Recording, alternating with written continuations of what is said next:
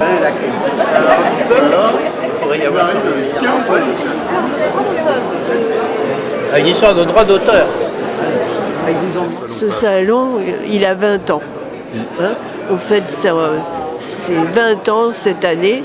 Il y a toute taille, toute dimension, vous avez vu, du plus grand au plus petit. C'est vous qui présentez ça? Oui. Il y a des choses magnifiques. Hein. On n'ose pas trop toucher parce qu'on n'a pas de corps. Ça.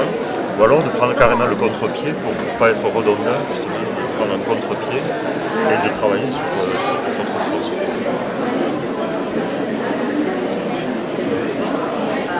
J'ai une intervention, donc parfois la découpe suit l'image, parfois elle... Par rapport à ce qu'on trouve que les bouchers, ça n'a rien à voir. C'est un livre qui m'a permis de réunir Claude Viala et François Scheng. Le projet de départ, c'était de les réunir sur l'idée du vide et du plein, parce que Claude Viala a travaillé sur l'idée du vide et du plein toute sa vie, et que c'est aussi une préoccupation très importante chez François Scheng. Voilà. Et donc, la proposition que j'ai faite à Claude Viala a été acceptée assez rapidement et François Scheng a été également ravi de ce projet. Et donc le livre a été signé il y a relativement peu de temps et je crois que les deux auteurs sont ravis du livre. Le café, c'est symbolique, ce n'est pas seulement une boisson, c'est un symbole littéraire. Parce qu'au début du XXe siècle, au café célèbre de Paris, c'était un lieu pour les rencontres, pour les artistes, pour les poètes et tout ça. C'était la même chose chez nous à Budapest. Alors moi j'ai un grand amour à ce sujet et j'ai fait le café livré en plusieurs langues, en français, en hongrois, en anglais, en allemand, même en finlandais.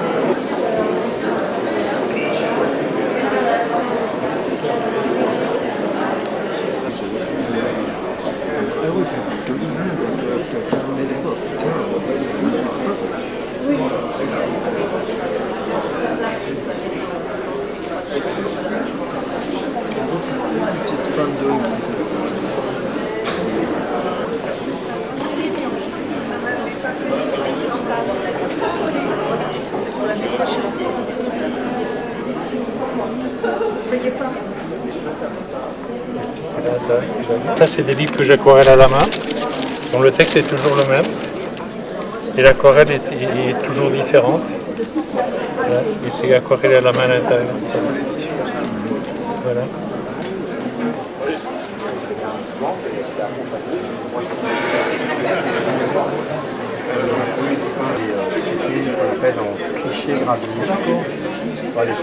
Le procédé plastique est très très très simple, ce sont des bois qui sont gouachés et posés.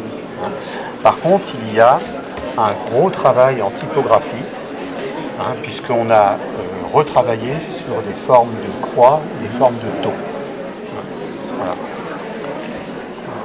Ça, c'est un livre qui doit dater d'une dizaine d'années, avec un procédé plastique qui est effectivement extrêmement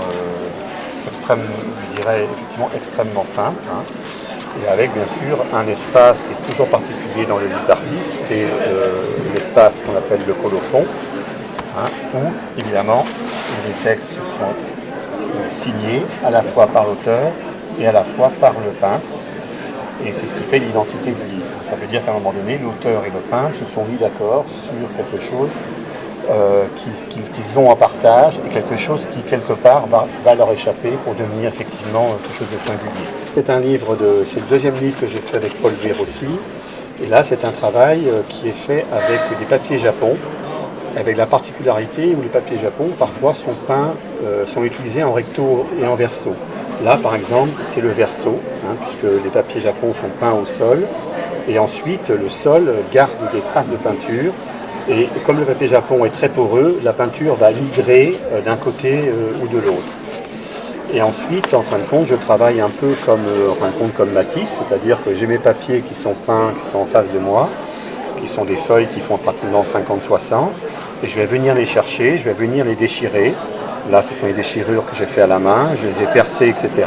Et je viens travailler, comme sur un tableau, dans l'espace de la page qui est déjà imprimée, je viens travailler mes formes.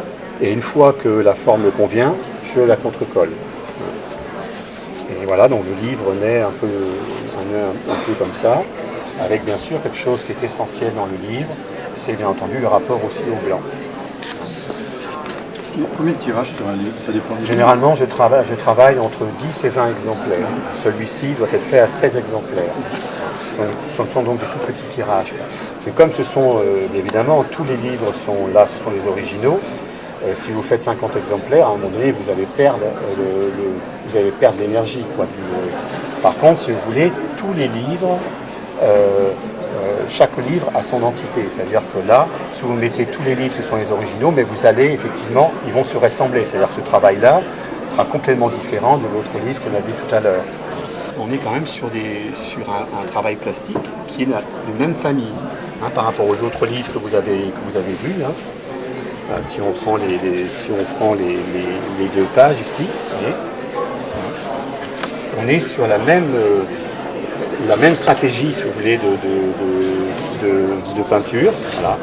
Mais comme on ne travaille pas en gravure, donc on n'est pas sur un multiple, une fois que j'ai posé la contrainte, bon là la contrainte c'était de travailler sur du Japon, c'était de déchirer le papier, c'était jouer sur des recto verso, et une fois que ces contraintes-là sont posées, comme ce sont des originaux, à partir de là, je reprends ma liberté. Je reprends ma liberté et je me donne la possibilité de variation. Et là, en fin de compte, je travaille sur des variations. J'ai appelé ça aussi parfois des ricochets, hein, comme quelque chose qui bouge. Donc voilà. Mais on voit bien qu'on est dans une même parité de livres. Si on prend celui que vous avez filmé tout à l'heure, celui-ci, on voit bien qu'on n'est pas du tout dans le même registre, quoi, ni celui-ci, ni celui-ci. Voilà, si on va continuer dans...